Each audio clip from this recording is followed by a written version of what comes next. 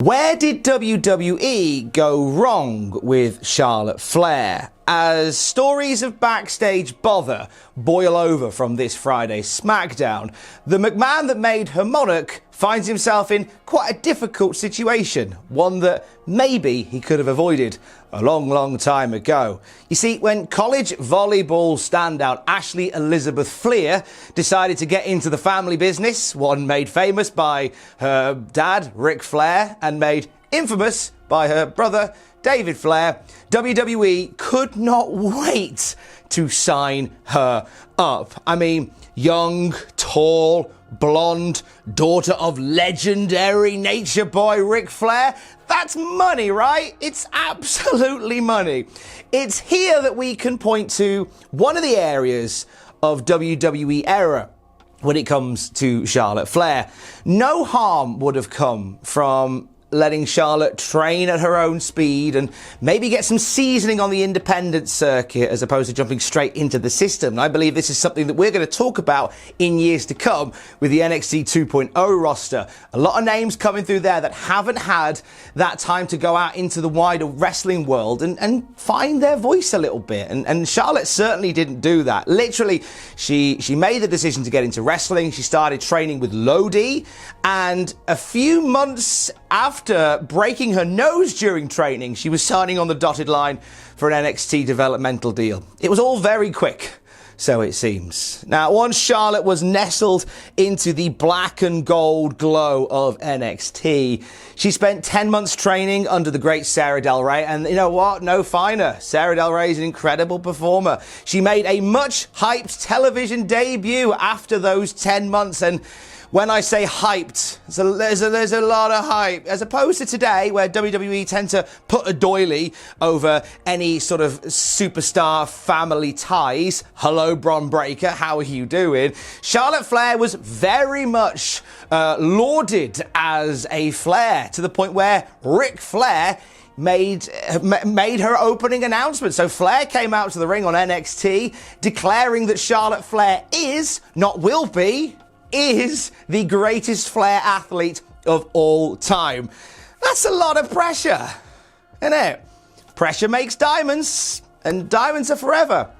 So they say. The moment she stepped out onto the NXT playing field in 2013, her career was seemingly all planned out. Within a year of her arrival, she was the NXT Women's Champion. A year after that, she was the WWE Divas Champion, having arrived as part of the Women's Revolution. And from here, the women's division, along with Charlotte, was evolving. Big style. And WWE envisioned Charlotte as a top-level babyface performer without a shadow of a doubt. You kind of, not knowing none of what we know now, you see the daughter of Ric Flair, a superstar look, powerful wrestling ability, which we will touch on again in a second. The sky is truly the limit. What could possibly go wrong? And this is the thing. Charlotte Flair is an incredibly accomplished wrestler. For somebody who's had the years that she's had in the industry, she is incredibly good at it. You know, and that mustn't be lost when we talk about Charlotte Flair. And there's a lot being said about Charlotte Flair, but what must not be lost is she's an excellent in-ring performer. And WWE were keen to give Charlotte Flair all the accolades and more that her father had, but do it in less than half the time. So cumulatively, get this, right? I did some number crunching. Charlotte Flair has been a champion in WWE for just under 3 years, cumulatively. That's nearly half of her wrestling career spent with a flair for the gold. Like, this is spread across 16 reigns in various divisions, and one in the doubles division as well. So WWE can say the daughter of Ric Flair has surpassed her father's legacy. At least that's what they're going to eventually be able to say and do. And then pretty much from there, every women's first featured Charlotte Flair in a key position. And they even found a way to shoehorn Charlotte Flair into the first ever women's main event at WrestleMania. Now, come on, right? Are you seriously telling me that Becky Lynch and Ronda Rousey wouldn't have been fine as a singles? Charlotte has to be in that? I think we wanted that one-on-one, and Charlotte Flair was added to that. in a very haphazard way. This seemingly administrative acceleration that Charlotte Flair has had is another place where WWE royally messed up the Queen, because fans see through all of this. We know as fans when somebody is WWE's favourite, and if we don't like that, we're vocal about it. They see WWE driving Charlotte Flair into the history books, whilst others who could carve their own paths are either left on the roadside or knocked down by the limousine. And despite this, they continue to push regardless Charlotte Flair as this top-tier babyface. They envisioned back in 2013 that Charlotte Flair would be sort of the star of the company, and that desire to make Charlotte Flair the top face, the results haven't been great. Look no further than SummerSlam a few years back, right? Where we saw Becky Lynch turn her back on her friend Charlotte Flair in a heinous attack after Charlotte Flair had bravely won the Women's Championship. This was supposed to shoot Charlotte Flair into a rivalry with Becky Lynch and see the babyface Charlotte Flair overcome the resentful heel Becky Lynch. What it did was turn Becky Lynch into possibly the biggest babyface in the company, and would probably be the ignition for Becky Lynch becoming the biggest wrestling star on the roster. Instead of Charlotte. Mega whoops. WWE therefore went, okay, we're trying this Charlotte babyface thing and it ain't quite landing, so let's just lean into it. Let's make her a cocky, arrogant, self-obsessed heel instead. And you know what? Immediately turning anybody against Charlotte elevated them. It made them into something special. When you're opposing Charlotte, you're going to get the pop. I genuinely think that even if Skeletor had stepped up to Charlotte Flair, I doubt anybody in Eternia would have been chanting, "Let's go, Charlotte." Like, that's the power that she had as a heel, was that when people worked across from her, they got elevated because people wanted to see them beat up Charlotte. That's amazing. Here is where we fall down, right? Charlotte can make these stars and she can work with the company to build them up, but they don't stay up. And that is a big part of the problem. Charlotte will almost always get the last laugh in any rivalry. She may take a title loss, a cheeky roll-up here or there, but it's always Charlotte that ends up on top in some way, shape or form. Are you of a certain vintage and remember Triple H's reign of terror in 2003? Imagine if that never ended. That's kind of what we got with Charlotte at the best of times. A heel champion who boasts constantly about being the greatest wrestler, the most accomplished wrestler, who, even though may lose the odd match or two, always ends up laughing. Where do we go from there? You're not building anybody, and that's a big problem the WWE has with Charlotte Flair. Like, you kind of got half the story told.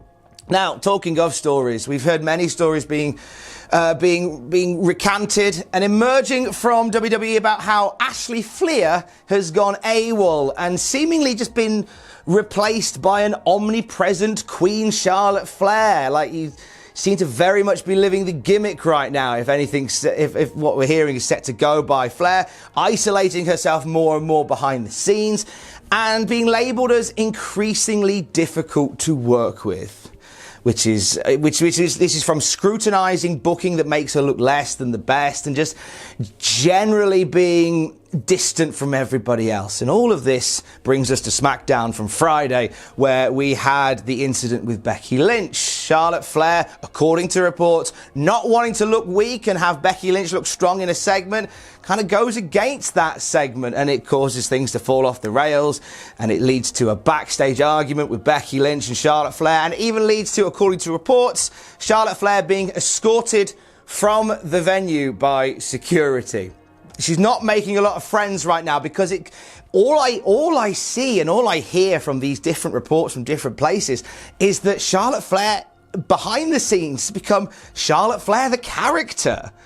She's walking around like she is the best ever, and she'll only do certain things that she wants to do, and she's just not making many friends. And this all puts WWE in a tough situation. Because in Vince McMahon's machination, Charlotte Flair is the top star in the company. But nobody should be above getting told off.